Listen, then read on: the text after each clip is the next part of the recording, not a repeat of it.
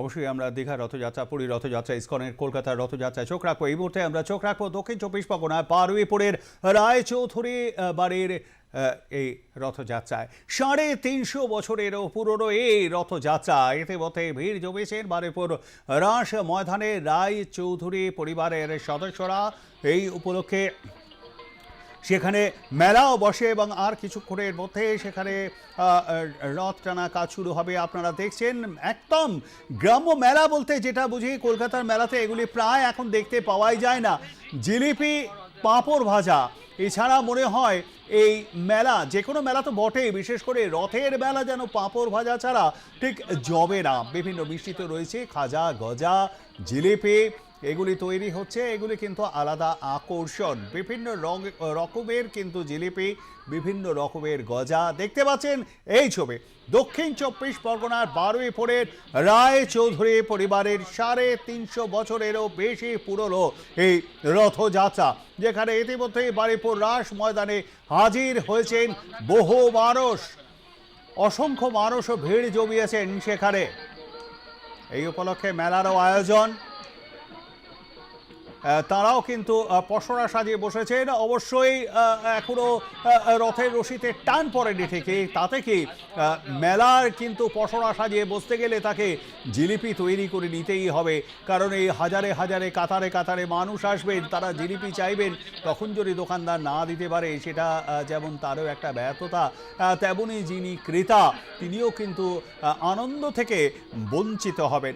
তার কারণ এই জিলিপি, পাঁপড় ভাজা, এগুলি কিন্তু এই রথের মেলার একটা অন্যতম আকর্ষণ বইকেই। যা শহর কলকাতায়, আমরা শহর কলকাতার মানুষ যারা, তারা কিন্তু এই মেলায় এই জিলিপি বা এই গজা বা এই খাস্তা, যে গজা আমরা দেখতে পাচ্ছি, মিষ্টি গজাও দেখতে পাচ্ছি এখানে, এই সমস্ত জিনিসগুলো আমরা এখানে সাধারণত দেখতে পাই না, খুব কম বলা যায়। তবে এই সমস্ত আমাদের শহরতলি কিংবা গ্রামাঞ্চলে এগুলোর কিন্তু এখনও প্রচলন রয়েছে।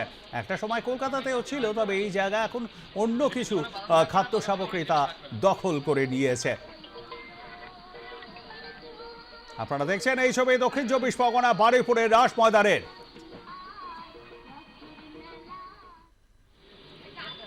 এখানেও ৩ বিগ্রহকে নিয়ে যাত্রা হবে যথারীতি। সকাল থেকেই শুরু হয়ে গিয়েছে পূজা পাঠ, হোম যজ্ঞ। পুরুষোত্তম জগন্নাথ দেব,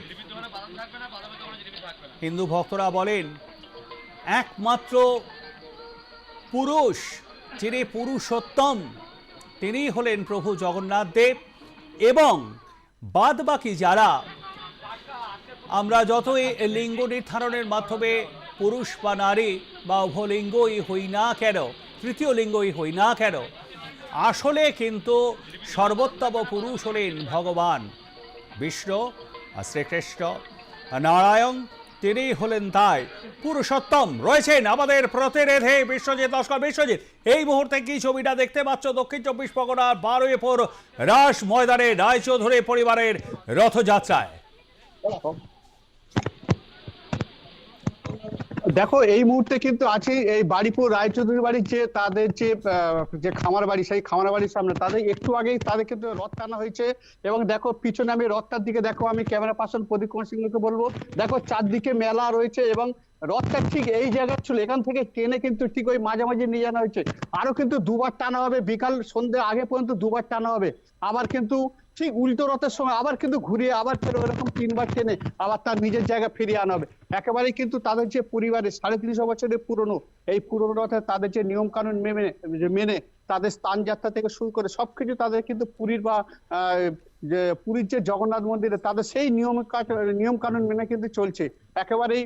আমি এই মুহূর্তে দেখো সেই রায়চৌধুরী বাড়ির আমি দুজন রয়েছে। আমি প্রথমেই আমি অমিয় রায়চৌধুরীকে বলবো যে আজকের এই রথযাত্রা যেটা হলো, মানে এটা কি কেমন নিয়ম কানুনে, আমাদের কতদিন ধরে এই মেলা চলে? আজকের যে রথযাত্রার এই নিয়মটা হচ্ছে, পুরীর যে জগন্নাথ দেবের মন্দিরের যে রথ যে দিনে হয় ঠিক সেইভাবে হয়। আমরা এখানে স্নানযাত্রা থেকে, পুজো থেকে পুরীর নিয়মটাকে ফলো করি। এই রথ হচ্ছে প্রায় ৩৫০ বছরের ওপর। এটা শুধু বারুইপুর রায়চৌধুরীর রথ বললে এটা ভুল হবে, এটা দক্ষিণ চব্বিশ পরগনার রথ। এখানে বিভিন্ন অঞ্চল, জেলা পঞ্চায়েত থেকে প্রচুর লোক এখানে আসেন তাদের সারা বছরের জীবিকা নির্বাহের জন্য বিভিন্ন ধরনের, যেমন হচ্ছে মনোহারি পট্টি, চারা পট্টি, বাদাম পট্টি, জিরবি পট্টি, লোহা পট্টি, এইভাবে ক্লাস হচ্ছে। এখানে দোলনা, নাগরদোলনা, বিভিন্ন হচ্ছে ইলেকট্রিক দোলনা বসে, তারা সব এখানে আসেন, মেলা ঘোরেন, সব দোলনা ফোলনা চড়েন, খাওয়া দাওয়া করেন, আবার যে যার বাড়ি চলে যান। আমরা যতদিন জমিদারি চলে গেছে, কিন্তু আমরা যতদিন বেঁচে থাকবো, আমি আমার ভাই শক্তি রায়চৌধুরী, আমরা এটা চালিয়ে যাব এবং এই সিস্টেমটাকে বজায় রাখবো এবং ঐতিহ্যটাকে ধরে রাখার চেষ্টা করব। এই মুহূর্তে বাড়িপুর রায়চৌধুরী বাড়ি আরো একজন তাদের যে পরিবারের আরেক সদস্য রয়েছে শক্তি রায়চৌধুরী, বর্তমান যিনি বাড়িপুর পৌরসভার চেয়ারম্যান। আমি তার সাথে একটু কথা বলি। এই যে রায়চৌধুরী বাড়ির যে পরিবার তো অনেকে বাইরে আছে, তারা কিন্তু আসলে এই টাইমে দেখুন, সবাই অর্থনৈতিক কারণে চলে গেছে, জমিদারি প্রথা চলে গেছে, সংসার চালাতে হবে তো, এবং তার জন্য সরকারি চাকরি, বেসরকারি চাকরি, আজকে ব্যাংকও খোলা আছে, অতএব ব্যবসা বাণিজ্য হবে। এই মতো অবস্থায় তারা আসবে কি করে? যাই হোক, তবুও তাদের শুভেচ্ছা বার্তা টেলিফোন আমাদের কাছে আসবে। আপনাদের এই চ্যানেলের মাধ্যমে তারা জগন্নাথ দেবকে দেখবেন। আমাদের জগন্নাথ, বলরাম, সুভদ্রা শুধু এই রথ বা উল্টো রথে নয়, সেই সানযাত্রা থেকে শুরু করে মায়ের কাঠামো পুজোর সময় যে নিম কাঠটা ব্যবহার করা হয়, যেটা মূল দুর্গা ঠাকুরের কাঠামোর সঙ্গে থাকে, সেটাও কিন্তু এই রথ থেকেই হয়। অ্যাকচুয়ালি আজ থেকে এই রথযাত্রা টোটাল কতদিনে পড়লো কি মনে? 350 বছরের পুরনো এই এই রথযাত্রা কতদিনের এই মেলা চলে, কেমন এখানে ভিড় হয়? 15 দিন ধরে মেলা চলে। এখানে ভালোই ভিড় হয়। এটা প্রথমত আমার পূর্বপুরুষরা গ্রামীণ অর্থনীতিকে প্রতিষ্ঠিত করার জন্য দক্ষিণ 24 পরগনার বিভিন্ন গ্রামান্তর থেকে যারা চারা গাছ নিয়ে আসেন, যারা মাটির পুতুল, মাটির জিনিসপত্র নিয়ে পয়সা করতে আসেন, কাঠের দোকান বসে, তারও পয়সা আছে, মনোহারি দোকানের পয়সা আছে।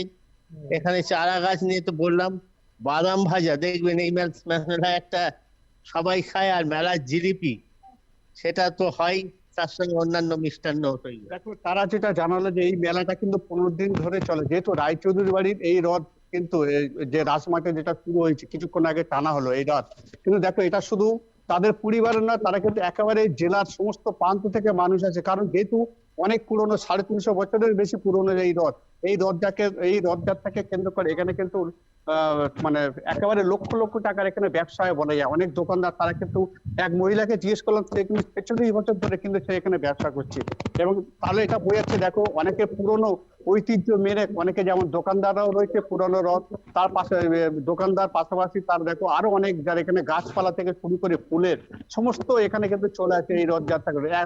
নামে 15 দিন হলেও কিন্তু এরা 1 মাস ধরে কিন্তু এই রথের এখানে কিন্তু এই মেলা চলে।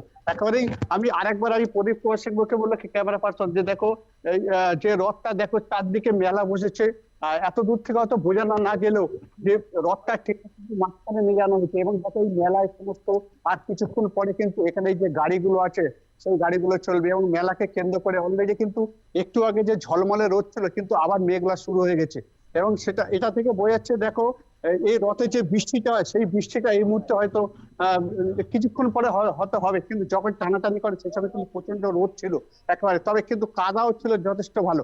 তবে সেই কথা মাথায় রেখে কিন্তু রথের যে ওয়েদার, সেই ওয়েদারটা কিন্তু পুরোপুরি এখানে বজায় রয়েছে। একদমই তাই। আপাতত ধন্যবাদ। পরিস্থিতির উপর নজর রাখা কথা বলছিলাম আমাদের দক্ষিণ 24 পরগনা প্রতিনিধি বিশ্বজিৎ নস্কর। এর সঙ্গে বিশ্বজিৎ এই মুহূর্তে রয়েছে বারুইপুর রাস ময়দানে, যেখানে 350 বছরেরও বেশি পুরনো রথযাত্রার আয়োজন, এবং সেই উপলক্ষে ইতিমধ্যে কিন্তু বসে গিয়েছে মেলা। প্রায় 15 দিন ধরে চলে এই রাস মেলা ময়দানে। এই মেলা দেখছেন সকাল থেকেই ভাজা হচ্ছে জিলিপি, আর কিছুটা বেলা বাড়ার সঙ্গে সঙ্গেই কিন্তু মেলায় বহু মানুষের সমাগম ঘটবে। সকালবেলা যেহেতু বাড়ির কাজকর্ম করে, গৃহস্থলীর কাজকর্ম করেন, তারা মেলায় সেভাবে আসতে পারেন না।